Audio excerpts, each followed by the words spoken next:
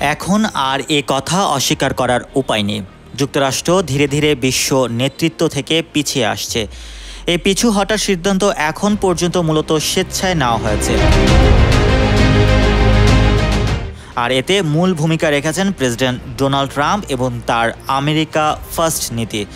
আমেরিকার এই পিছু হটার ধারা একসময় স্থায়ী হয়ে যেতে পারে।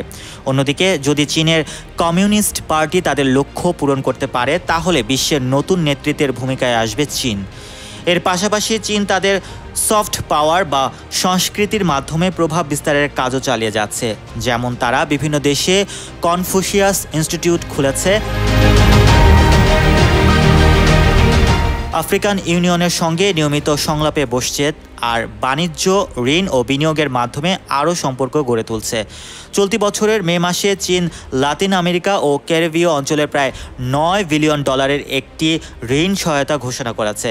এর বাইরেও চীন বেল্ট অ্যান্ড রোড ইনিশিয়েটিভ নামের বিশাল প্রকল্পের আওতায় আফ্রিকা, এশিয়া ও লাতিন আমেরিকায় অবকাঠামো ও জ্বালানি খাতে বিপুল পরিমাণ অর্থ ব্যয় করছে। Mohammad Russell, news 21 international desk.